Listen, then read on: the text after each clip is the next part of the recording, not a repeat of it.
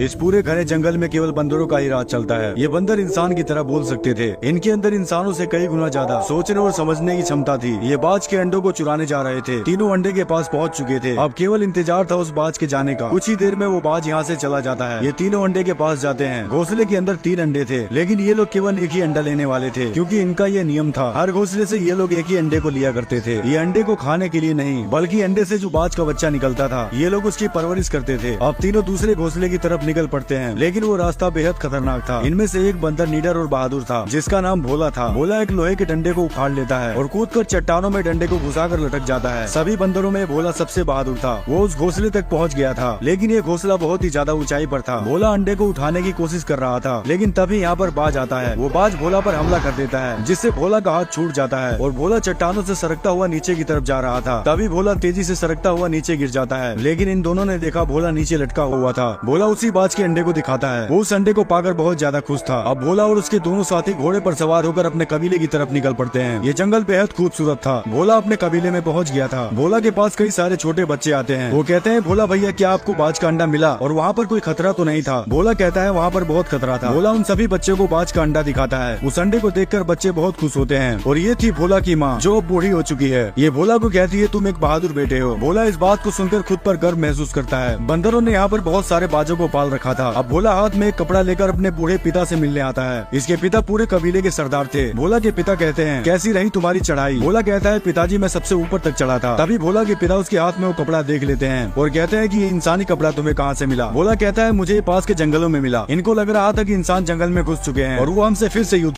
अब भोला के पिता कहते हैं, उस जगह का पता लगाओ जहाँ पर तुम्हें इंसानी कपड़ा मिला है। और बंदरों में सबसे ताकतवर ये बंदर था। सभी बंदर इससे बहुत ज्यादा डरते थे। अब वो ताकतवर बंदर कुछ बंदरों के साथ निकल पड़ता है उसी जगह पर जहाँ पर भोला को इंसानी कपड़ा मिला था। और रात के समय भोला को कोई आवाज सुनाई देती है। भोला उस आवाज की तरफ जाता है। भोला ने देखा एक लड़की छुप कर बैठी हुई थी। वो लड़की भोला को धक्का मारकर यहाँ से भाग जाती है। भोला उसे नहीं पकड़ पाया था, लेकिन तभी इसने देखा बाज का अंडा टूट चुका था। भोला बहुत ज्यादा डर जाता है, क्योंकि कल सभी बंदरों का समारोह था और उस समारोह में उस अंडे को पेश करना था। लेकिन भोला कहता है, समारोह से पहले मैं अंडा पेश कर दूंगा। और उसी रात भोला बाज के अंडे को चुराने निकल पड़ता है। लेकिन आगे चलकर भोला को किसी के चिल्लाने की आवाज सुनाई देती है। भोला वहाँ पर जाकर देखता है। उसने देखा कि इसके वही बंदर मर चुके थे, जो ताकतवर बंदर के साथ इंसानों को ढूंढने गए थे। तभी भोला के पीछे वही ताकतवर बंदर आता है। इस बंदर को भी उन्होंने मार दिया था। ये भोला को यहाँ से भागने के लिए कहता है। भोला ये सब देखकर बहुत ज्यादा डर जाता है, क्योंकि इसके कबीले पर बहुत बड़ी मुसीबत आने वाली थी। तभी सामने से कोई भोला की तरफ आ रहा था। भोला उनके आने से पहले झाड़ियों में छुप जाता है। ये भी एक बंदर थे, लेकिन इनके अंदर कोई भी रहम नाम की चीज, इनके अंदर दया नाम की कोई चीज नहीं थी। भोला उनको छुप कर देख रहा था। ये सभी बंदर उसी लड़की को ढूंढ रहे थे। बंदर यहाँ से जाने ही वाले थे, लेकिन तभी वो भोला के घोड़े को देख लेते हैं और उसे करंट का झटका देते हैं। घोड़ा अपने